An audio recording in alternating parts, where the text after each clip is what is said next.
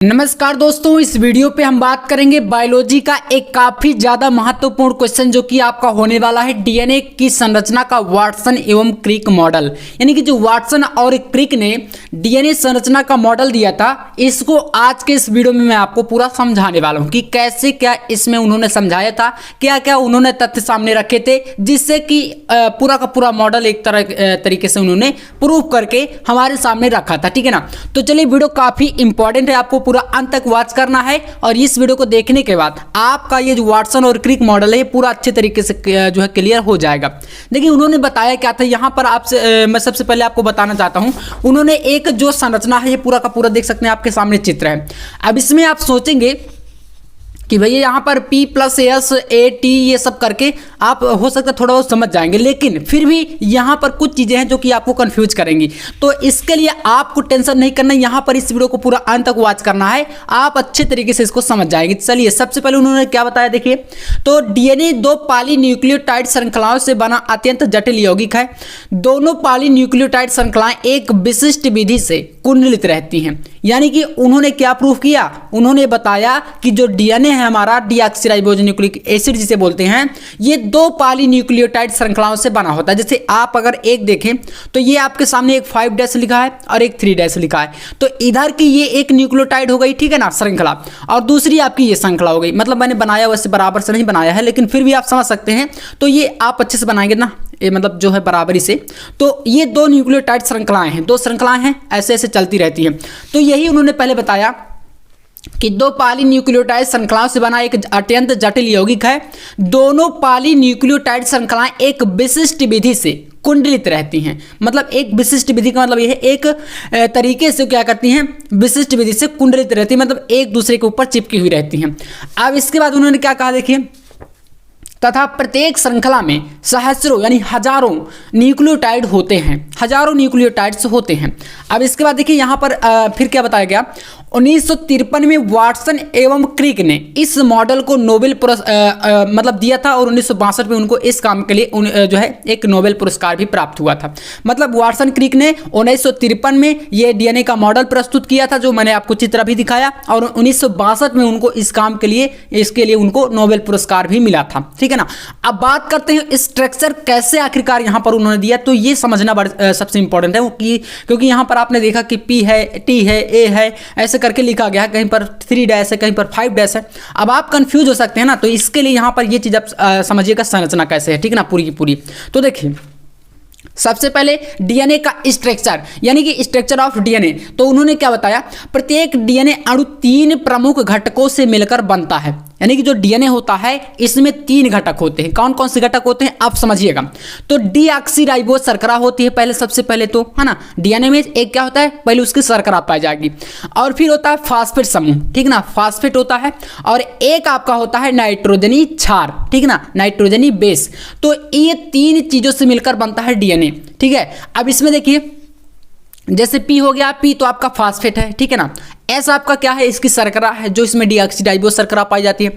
और जो नाइट्रोजनी क्षार होते हैं, जैसे कि यहाँ पर A हो गया एडिनिन, T हो गया थाइमिन, G हो गया ग्वानिन, C हो गया साइटोसिन, ये नाइट्रोजनी क्षार होते हैं। तो यहाँ पर ये 3 आपके मूल पॉइंट होते हैं जो कह सकते हैं।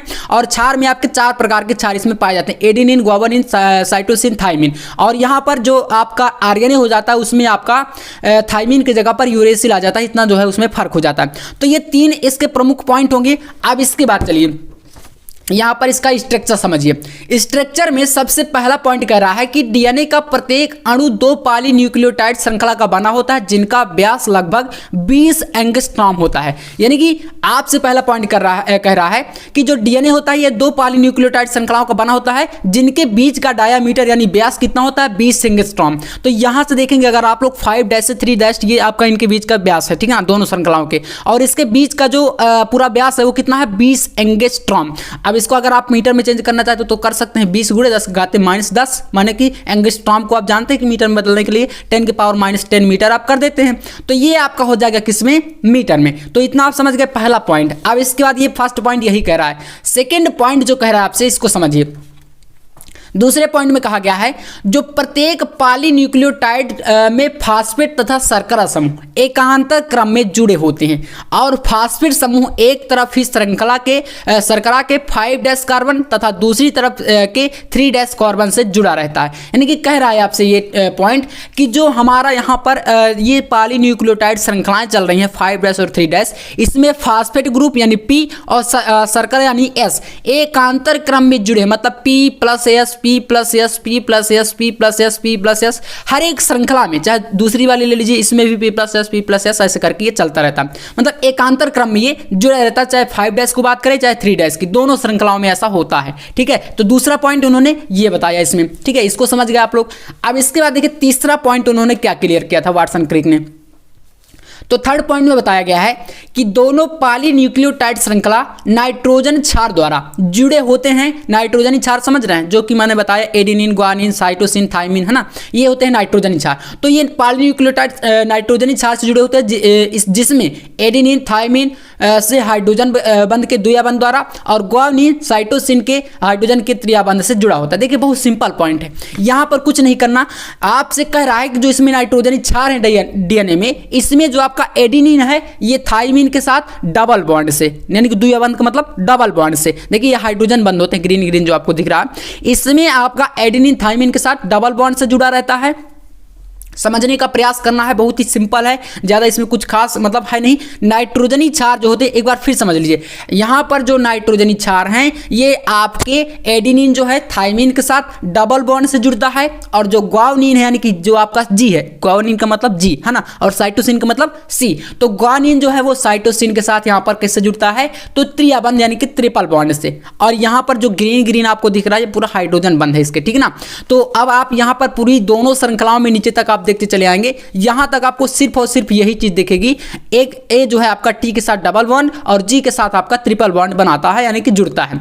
तो यहां पर और बाकी का फास्फेट और शर्करा मैंने बता ही दिया कि P+S ये सारी श्रृंखलाएं इस प्रकार से चलती रहती है। इन दोनों के बीच का डायमीटर आपका 20 एंगस्ट्रॉम होता है और ये दोनों पॉलीन्यूक्लियोटाइड दो श्रृंखलाएं होती हैं, और इनका ये जो ए और टी और जी और सी जो है ये सारा का सारा नाइट्रोजनी बेस है। बहुत सिंपल है। जिसके बाद यहां पर इन्होंने फोर्थ पॉइंट में बताया, 4 ही पॉइंट आपको तैयार करना, ठीक है ना, इसमें ही क्लियर हो जाएगा। तो चौथे पॉइंट पर इन्होंने कहा कि डीएनए अणु में 10 नाइट्रोजनी क्षार के बीच की दूरी लगभग 34 एंगस्ट्रॉम होती है। यानी कि उन्होंने ये चीज बताया कि अगर आप ऊपर से यहां से देखते चले आएंगे एडेनिन, थाइमिन, ग्वानिन, साइटोसिन ऐसे करके 1 2 3 4 5 6 7 गिनती कर लेंगे, तो ऊपर से नीचे तक आप 10 जब तक नहीं आ जाएंगे, 10 आप क्षार को पार नहीं कर लेंगे, तब तक आपका ये जो पूरा का पूरा दूरी होगा ये होगा 34 एंगस्ट्रॉम। यानी कि इनसे आप अगर जब तक 10 तक आ जाएंगे, पूरा का पूरा जो डिस्टेंस होगा वो कितना होगा, 34 एंगस्ट्रॉम होगा, ठीक है ना। और एक फास्फेट ग्रुप और एक शर्करा ग्रुप के बीच का दूरी होता है 3.4 एंगस्ट्रॉम। ये चीज आप जो इसमें अच्छे से समझ गए तो यहां से पूरा का पूरा आपका जो डीएनए स्ट्रक्चर है वो कंप्लीट समझ में आपको आ जाएगा, और ये 4 ही पॉइंट है, आप समझ भी गए होंगे, ठीक है ना। तो ऐसे कर लेना, पूरा का पूरा ये 5 नंबर का क्वेश्चन है और बोर्ड एग्जाम में आपका 100% पूछा जाता है। तो चलिए उम्मीद करेंगे वीडियो आपको पसंद आया होगा, पसंद है तो लाइक कर देना, चैनल पर सब्सक्राइब भी कर लेना। मिलते हैं नेक्स्ट वीडियो में नेक्स्ट टॉपिक के साथ, तब तक के लिए जय हिंद, वंदे मातरम।